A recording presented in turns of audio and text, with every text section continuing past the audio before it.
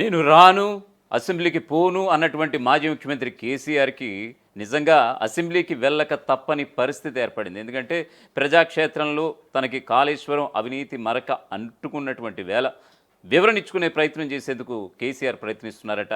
ఈ మేరకు Erravelli farm house వద్ద గత కొన్ని రోజులుగా అంటే 3, 4 రోజులుగా అక్కడ వరుస పర్యాయాలుగా అక్కడ సమావేశాలు జరుగుతున్నాయి పార్టీ సీనియర్లతో. ఖచ్చితంగా తనని అరెస్ట్ చేసే అవకాశం ఉంది. తనని ఏ క్షణమైనా అరెస్ట్ చేసే అవకాశం ఉంది.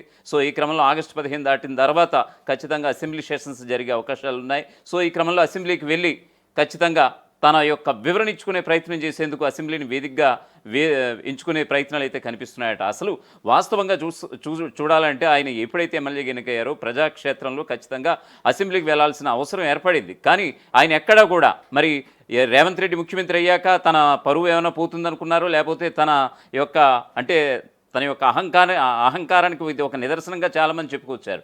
ఎందుకు ఆయన ఈ అసెంబ్లీకి వెళ్ళి కనీసం ప్రజా సమస్యల మీద ఎందుకు పోరాడడం లేదు, ముఖ్యమంత్రి రేవంత్ రెడ్డి ఉన్నాక ఎందుకు వెళ్ళట్లేదు అనేటువంటి ఆ ప్రశ్నలు అన్నిటికీ కూడా ఇప్పుడు కేసీఆర్ దిగి రాక తప్పని పరిస్థితి ఏర్పడింది. ఎందుకంటే కాళేశ్వరం అవినీతి విషయంలో ఎందుకంటే already justice PC Ghosh commission already report ఇచ్చినటువంటి వేళ ఖచ్చితంగా రేపు మాపు సిఐడికి కూడా ఎంక్వైరీ వేసే అవకాశం ఉంది ఖచ్చితంగా రేవంత్ సర్కార్. ఈ క్రమంలో ఖచ్చితంగా ఆయన్ని అరెస్ట్ చేసే అవకాశాలు చాలా తొందరలోనే ఉన్నటువంటి ఒక ఊహాగానాలు బలంగా వినపడుతున్నటువంటి వేళ ఖచ్చితంగా ఆయన అసెంబ్లీకి వచ్చి ఈసారి ఖచ్చితంగా వివరణ ఇచ్చుకునే ప్రయత్నం చేస్తున్నారు. అంటే